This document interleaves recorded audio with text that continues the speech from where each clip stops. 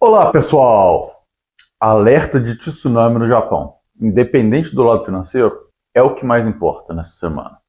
Mas também falaremos dos problemas financeiros do Japão e o impacto disso no carry trade, o resultado negativo da Petrobras e o resultado positivo dos bancos, que carregaram o Ibovespa na semana. Meu nome é Fernando Franklin e aqui descomplicamos o mundo financeiro discutindo as informações mais relevantes no nosso resumo semanal de notícias.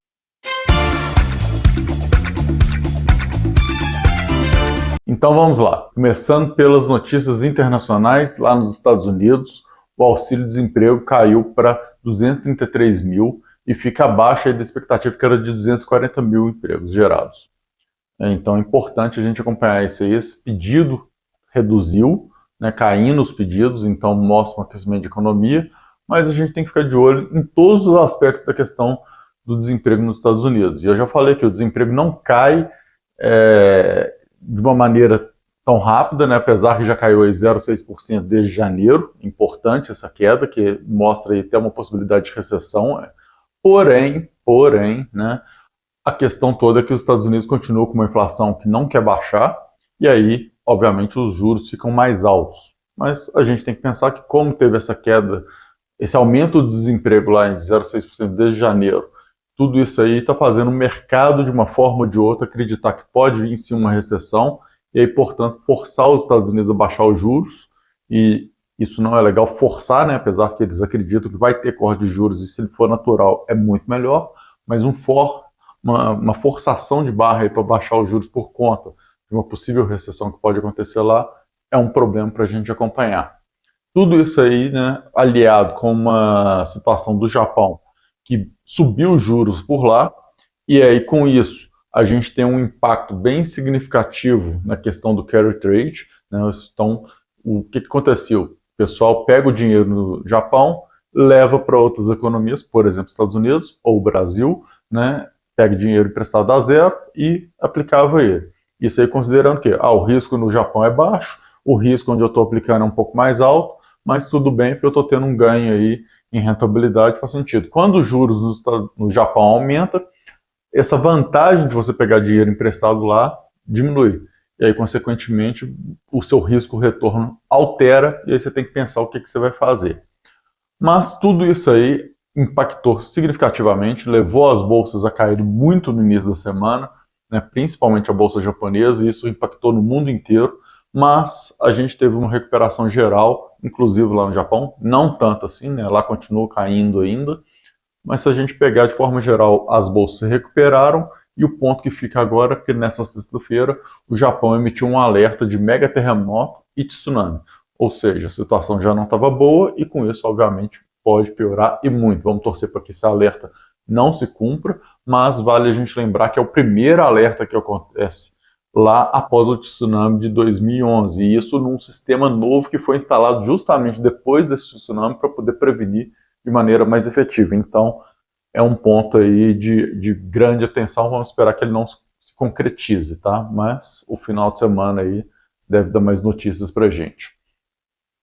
Fiquem de olho aí, use sua fé, para poder rezar pelos japoneses, porque é muito importante. Inclusive, eles são grande parte aqui das pessoas que assistem aqui o nosso canal, são lá do Japão, são brasileiros que estão lá no Japão.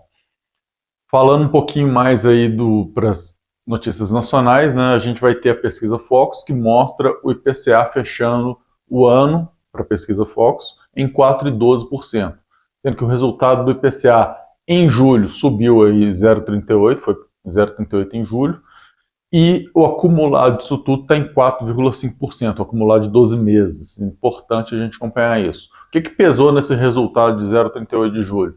Pesou a gasolina e a passagem aérea, que subiram bastante, mas o que aliviou um pouquinho foi os custos com alimentação. Então é importante isso aí também, tá, pessoal?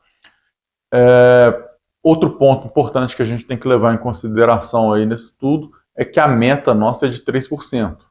A meta de inflação. Então, a gente está bem acima, é um ponto importante para a gente acompanhar. E vale a gente lembrar o seguinte, a fala que o Galípolo deu essa semana. O Galípolo é um dos indicados e um dos cotados para ser o próximo presidente do Banco Central para substituir o Roberto Campos Neto. Ele falou, se o executivo quiser juros menor que o necessário para levar a inflação a 3%, que altere a meta. Ou seja, ele está dizendo que não dá para baixar na situação que a gente está vivendo os juros só porque a questão política está pedindo. Né? Tem muita coisa envolvida por isso aí, por trás pode ter questões de todos os lados, mas é importante a gente entender que, tecnicamente falando, no momento não tem como a gente baixar os juros, porque a situação no Brasil está complicada e a meta, se a meta é de 3%, o Banco Central precisa correr atrás dos 3%.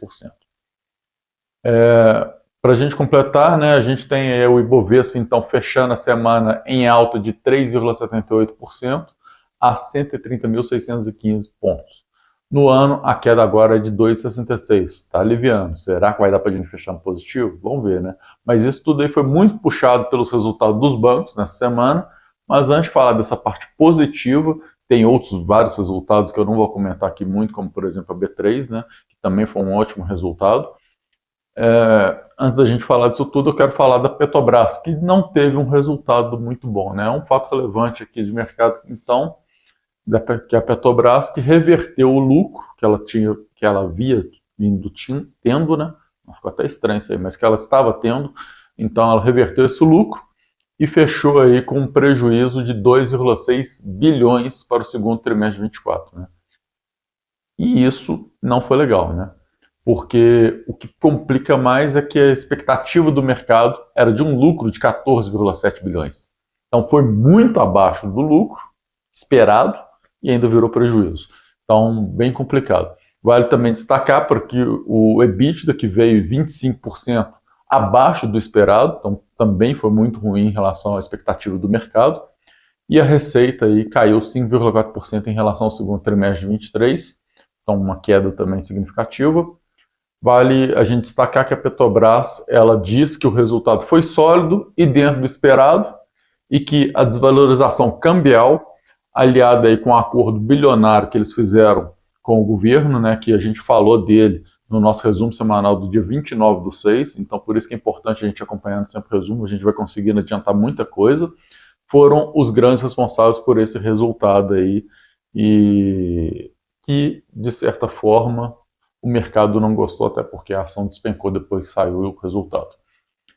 Para a gente poder finalizar aqui, vamos falar então dos bancos, né? Eu quero fazer um resumo geral e trazer uma reflexão para vocês. Saiu o resultado aí do Bradesco, que teve um lucro de 4,4% acima do segundo trimestre de 23.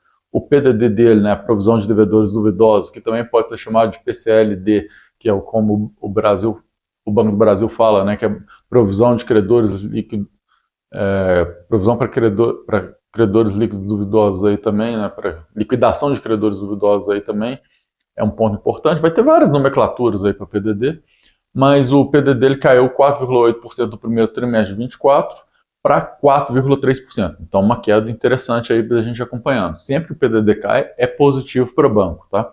A gente tem o Itaú também com um lucro que veio 15% acima do segundo trimestre de 23, então o lucro de Itaú disparando aí também.